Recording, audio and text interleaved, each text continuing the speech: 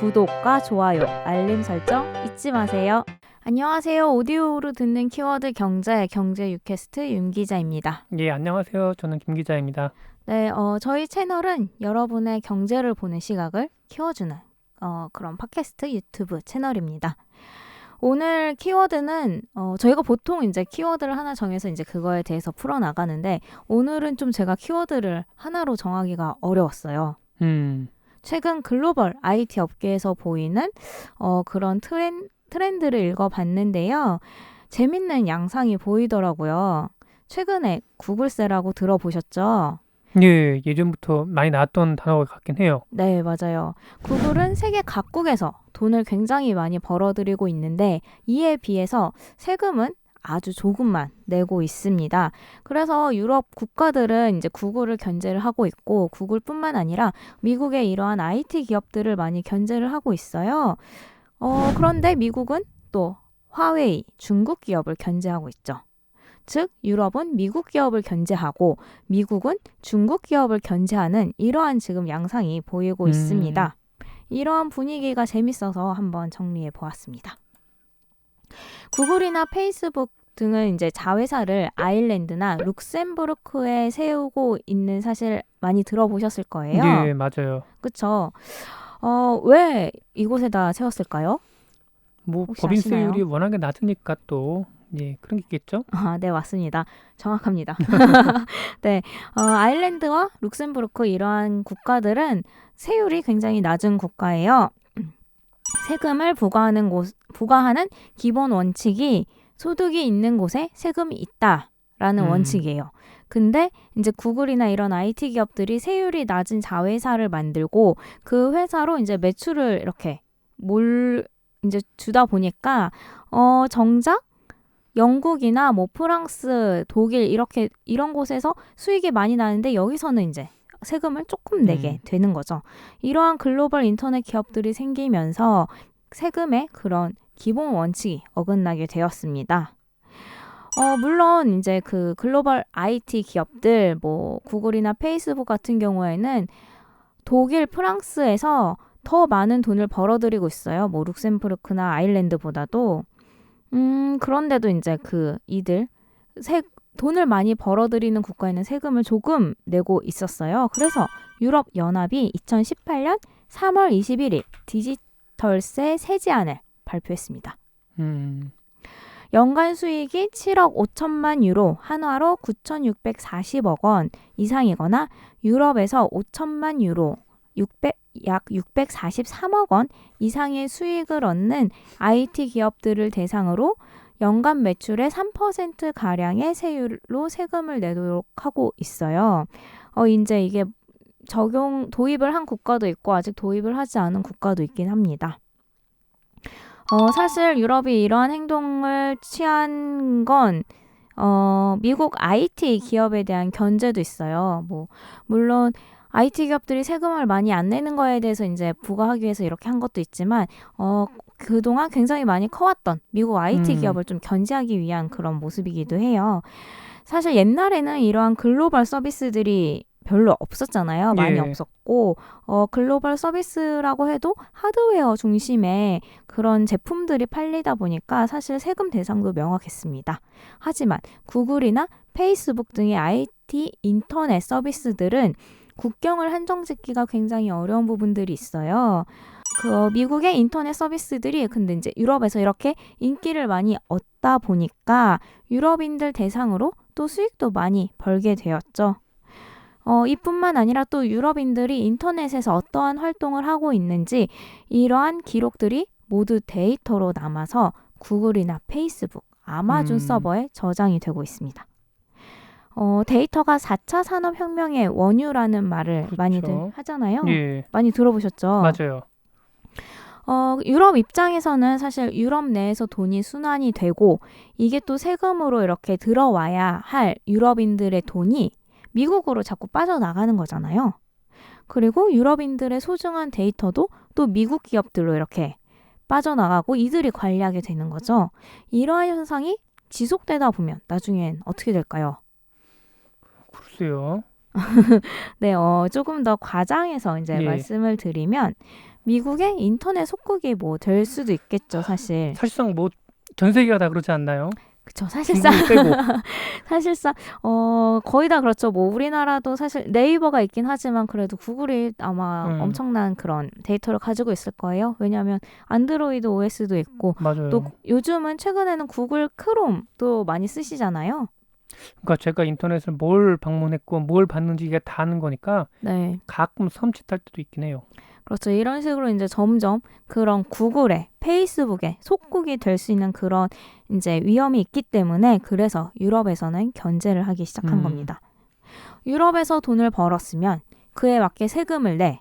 그리고 유럽인들의 개인 정보와 데이터를 잘 보호하거나 잘 관리를 해야 돼. 이렇게 이제 주장을 하기 시작한 거예요. 디지털세 외에도 유럽은 GDPR이라고 해서 개인정보 보호 규정을 만들었어요. 유럽연합 시민의 데이터를 활용하는 경우에는 GDPR을 반드시 지켜야 하고요.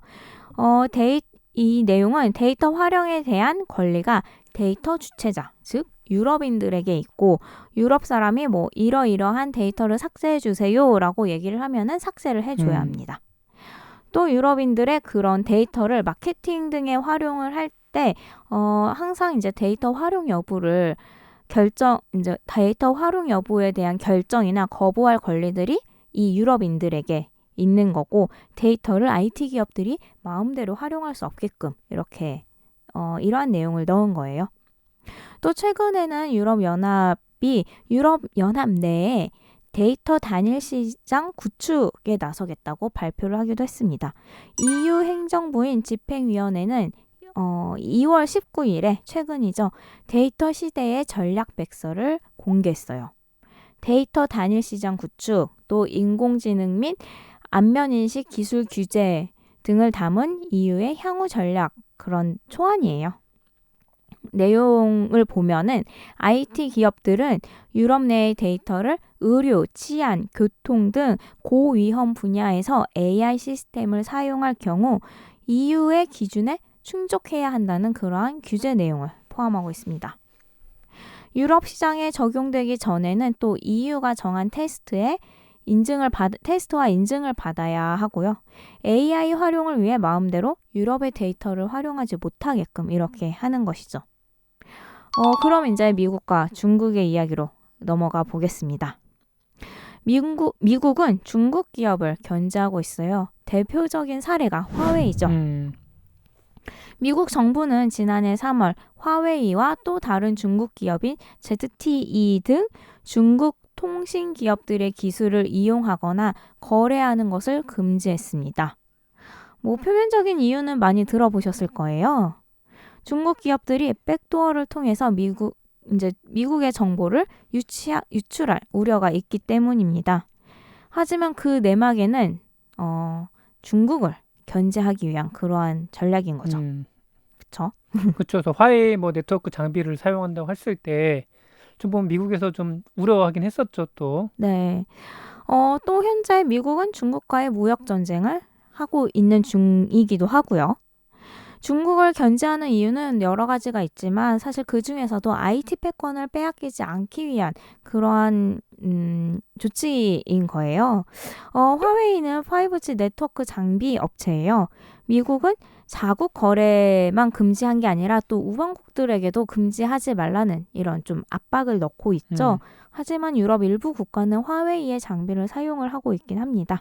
우리나라에서도 이제 LG 플러스가 또 화웨이 장비를 또 갖다 쓰고 있어요. 네. 미국은 또 이에 이어서 미국 장비를 써서 생산한 반도체를 화웨이에 수출하려면 미국의 승인을 받아야 한다고 받아야 하는 규제를 또 검토하고 있는 걸로 알려졌어요.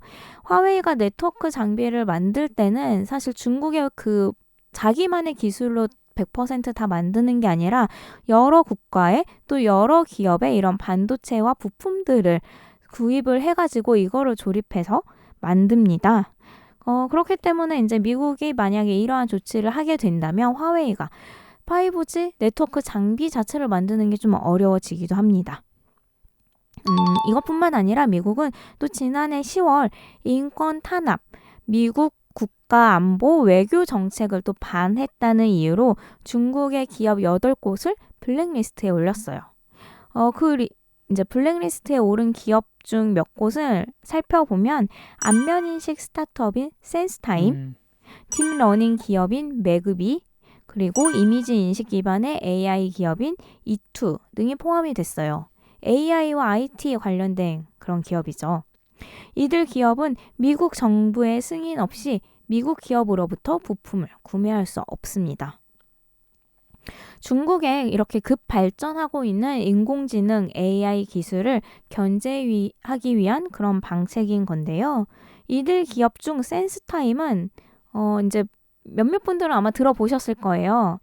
센스타임이 그 중국 정부로부터 14억 명에 달하는 방대한 안면 인식 데이터베이스에 접근할 수 있도록 이렇게 지원을 받고 있어요.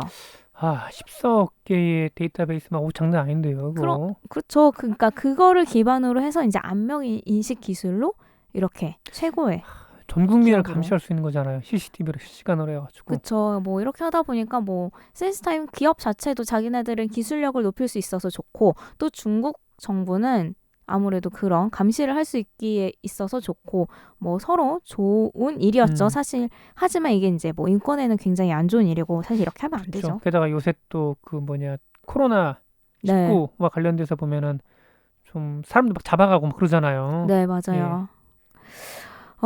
네. 이것뿐만 아니라 또 더 이전에는 중국이 미국의 기업을 인수하지 못하도록 좀 약간의 그런 방해도 하기도 했었어요. 이제 만약 기업이 다른 국가의 기업을 인수를 할 때는 각국의 승인을 받아야 합니다.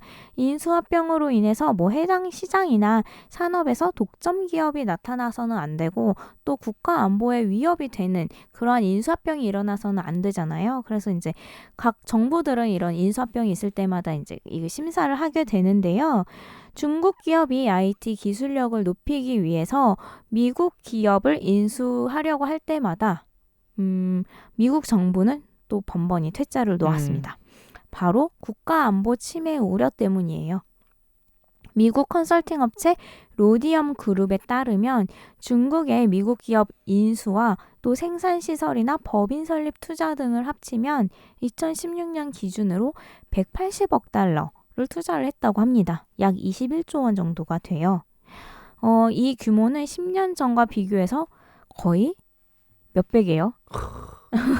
이 10배 정도 되나요? 100배 수준이라고 합니다. 그러니까 10년 전에는 좀 그래도 아니요. 10년 전, 20년 전, 몇십 년 전만 해도 미국이 중국 기업을 좀 키워주는 그런 입장이었는데 이제는 얘네들이 규모 자체도 커졌고 네. 인수 금액 자체도 이게 어마어마하다 보니까 견제를 할 수밖에 없는 그런 상황이네요. 그렇죠. 굉장한 위협으로 이제 커지고 있어요. 중국 국영 기업인 칭화 유니그룹이 미국 최대 반도체 회사인 마이크론 테크놀로지를 인수를 시도한 적이 있었어요.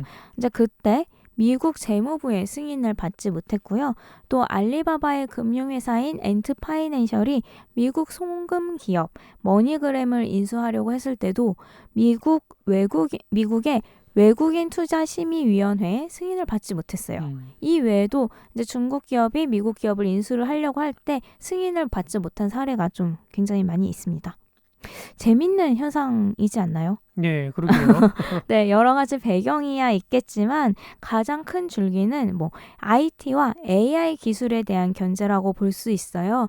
서비스와 산업의 그 국경이 최근에는 거의 없다시피 하죠. 많이 사라지고 있는 상황에서 AI 패권을 가진 국가나 기업이 세계의 이제 영향력을 높일 수 있는 그런 또 시기가 오다 보니까 또 더군다나 AI는 사람을 대체할 수 있다고 이렇게 얘기가 나오잖아요. 네, 그렇죠. 그러다 보니까 각국이 더 이제 더 긴밀하게 이렇게 좀 반응을 하는 것 같아요. 그래서 유럽은 미국 기업을 견제를 하고 또 미국은 중국 기업을 견제를 하는 거죠. 앞서 잠깐 말씀드렸듯이 유럽연합에서 발표한 데이터 시대의 전략 백서를 보면은 유럽이 미국과 중국 AI 기업을 모두 견제하는 모습을 또 볼 수 있습니다.